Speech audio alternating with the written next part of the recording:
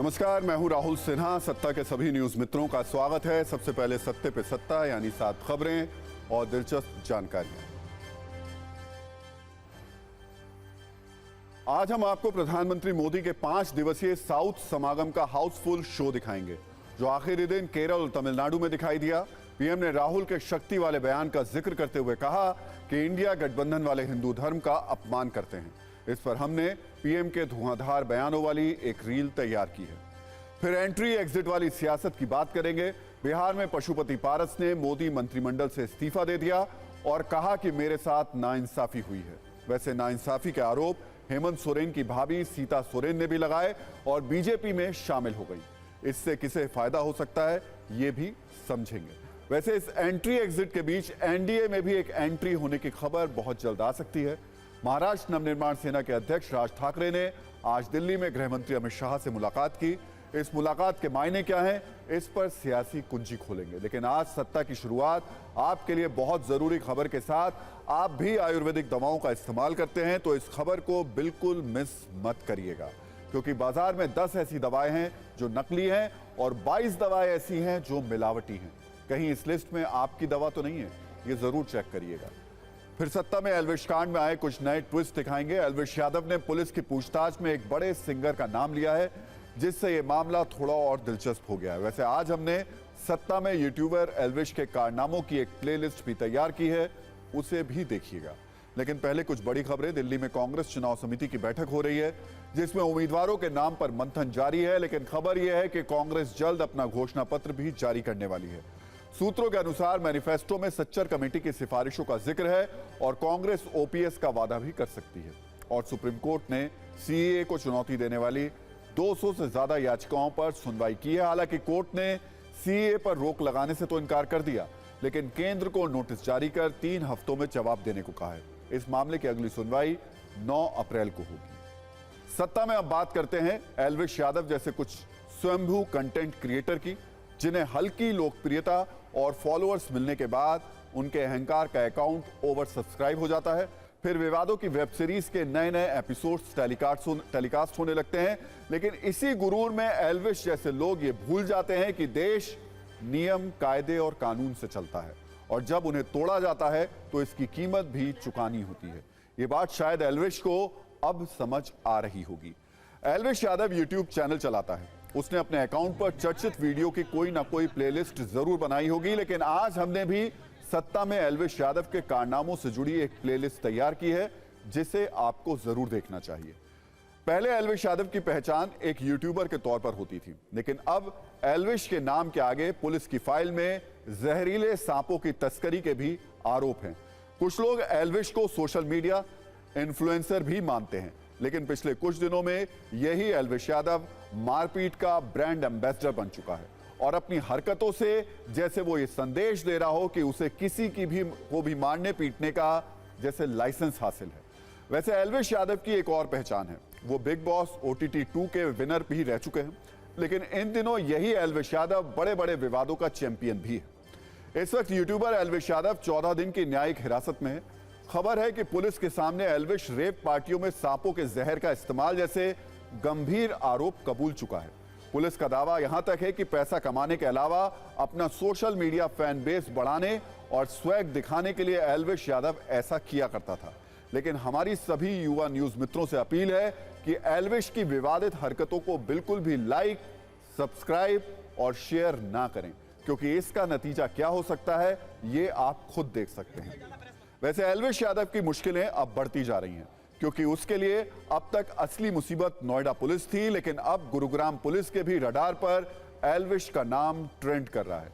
नोएडा में सांपों की तस्करी के आरोप में एल्विश की गिरफ्तारी हो चुकी है, जबकि गुरुग्राम के एक मॉल में सागर नाम के यूट्यूबर को पीटने के आरोप में भी एल्विश पर शिकंजा कस सकता है, क्योंकि खबर है कि अब गुरुग्राम पुलिस भी एल्विश को प्रोडक्शन रिमांड पर लेकर पूछताछ कर सकती है। वैसे एल्विश यादव के केस में अब नए नए ट्विस्ट और नए नए किरदारों के नाम सामने आ रहे हैं। ऐसा ही एक चर्चित नाम है सिंगर फाजिल पुरिया का। खबरों के अनुसार ये वो नाम है जो खुद एल्विश ने नोएडा पुलिस के सामने पूछताछ के दौरान लिया। एल्विश के मुताबिक उसने सांप वाला वीडियो फाजिल पुरिया की पार्टी में ही बनाया था। एल्विश ने पुलिस के सामने फाजिलपुरिया की पार्टियों का जिक्र किया है, जिसके बाद पुलिस के रडार पर सिंगर फाजिलपुरिया का नाम भी आ चुका है। और खबर है कि अब पुलिस फाजिलपुरिया को भी नोटिस भेजकर पूछताछ के लिए बुला सकती है। इसलिए सवाल यह उठ रहा है, क्या सांपों की तस्करी वाले इस मामले में अभी कुछ और बड़ी गिरफ्तारियां हो सकती हैं? और क्या एल्विश यादव के कुछ और जहरीले राज सामने आ सकते हैं? वैसे इसकी शुरुआत हो चुकी है और कनेक्शन निकला है मोहाली से। पुलिस ने पीपल फॉर एनिमल के साथ मिलकर मोहाली से सिकंदर नाम के एक सपेरे को गिरफ्तार किया है।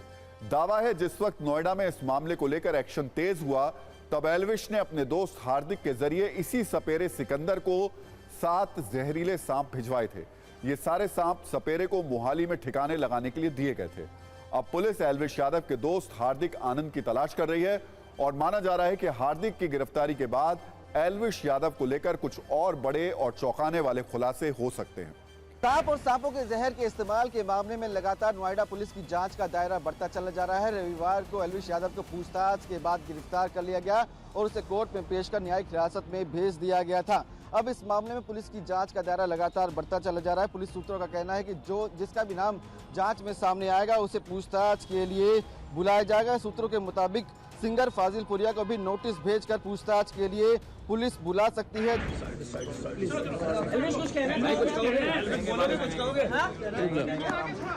हमारे द्वारा इस संबंध में विवेचना की जा रही है और साक्ष्य संकलन के आधार पर जेल भेजा जा चुका है। गहनता से विवेचना प्रचलित है और विवेचना के दौरान जो भी साक्ष्य आएंगे या जो ऐसे व्यक्तियों के नाम सम्मिलित आएंगे उनसे विस्तृत पूछताछ की जाएगी।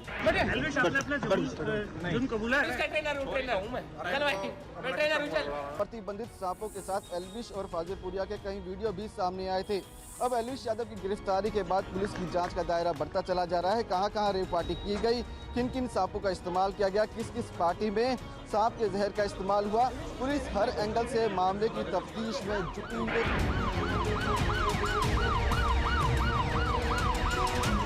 आपके सामने तो YouTube पर बहुत से वीडियो उपलब्ध हैं और बाकी चीज़ों को जो सोशल मीडिया प्लेटफॉर्म पर उपलब्ध हैं उनके बारे में जानकारी की गई तो बताया गया कि उनका वीडियो है।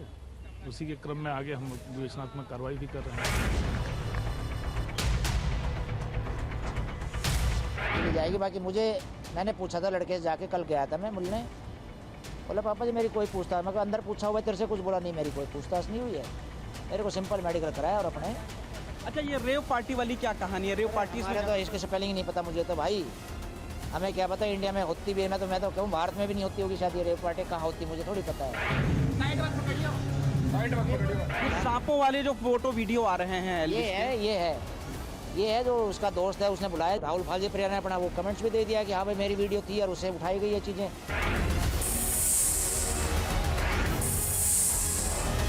मम्मी मैंने मतलब कि मैं हुई नहीं, हमें भी पता था ही नहीं कोई दूर दूर तक इससे रिश्ता इन चीज़ों से, नाता इन चीज़ों से, तो लड़के को बेकार में फंसाया जा रहा है।